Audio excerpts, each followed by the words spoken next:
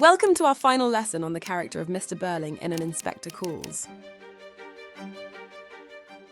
Today we will uncover the final characteristic of Mr. Birling explored in this module, his subservience.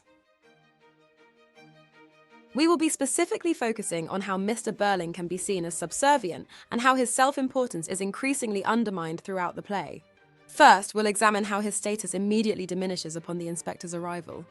Then we'll discuss how he is occasionally subservient to his wife, particularly in matters of decorum. Lastly, we will analyse the pivotal moments when his authority is challenged by the inspector.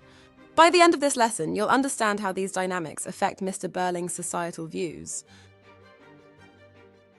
Let's first look at how Mr. Birling's arrogance and status immediately diminish upon the inspector's arrival in Act 1. We see this clearly in the exchange where Eric says, "And as you were saying, Dad, a man has to look after himself." And Mr. Birling quickly responds, "Yes, well, we needn't go into all that." This quote occurs right as the inspector arrives, just after Mr. Birling had been giving a confident lecture about how a man must look after himself. Mr. Birling's self-assured and dominating manner is suddenly replaced by a quick and meek dismissal of his own views. This change shows the immediate impact of the inspector's authority. Mr. Birling, who was just moments ago so sure of himself, now seems intent on denying his own claims, highlighting how the inspector's presence undermines his previously strong position.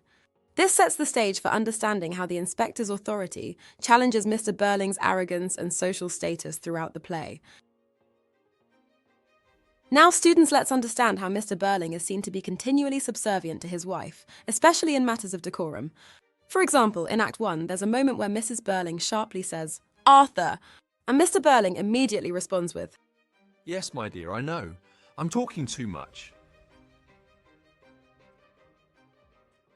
Here, the exclamatory reprimand from Mrs. Birling immediately establishes her authority. It's interesting to note that she only needs to say his name for him to understand and comply, which suggests that this dynamic is well established in their relationship. The sharpness of Arthur contrasts strongly with the submissive and placating "my dear" used by Mr. Birling. Mr. Birling's quick acknowledgement and self-reproach further highlight his subservience. This scene shows us that despite Mr. Birling's outward appearance of authority, within the household, he is often kept in check by his wife, revealing a different side to his character dynamics. The play establishes her higher social status and thus explains this subservience. Finally, in moments of confrontation, Mr. Birling's attempts to gain authority over the inspector immediately fall short. For example, in an exchange in Act 2, Mr. Birling angrily exclaims, "I really must protest." Only for the inspector to sharply retort, "Why should you do any protesting? It was you who turned the girl out in the first place." Mr. Birling is described as being rather taken aback by this. A bit later in the play, as Mr. Birling tries to protest again, the stage directions detail how the inspector turns on him, telling him not to stammer and yammer. This direct confrontation is effectively communicated through the stage directions. The repeated action of the inspector turning on Mr. Birling physically presents their opposition, highlighting Mr. Birling's inability to assert his dominance. Being described as taken aback shows Mr. Birling's physical surrender and surprise at the inspector's boldness. Additionally, the inspector's use of rhyme, stammer and yammer, reduces Mr. Birling's attempts at authority to a comedic tantrum, further undermining his position. This interaction illustrates how Mr. Birling's efforts to maintain control are easily frustrated, making him seem subservient in the face of the inspector's unwavering confidence.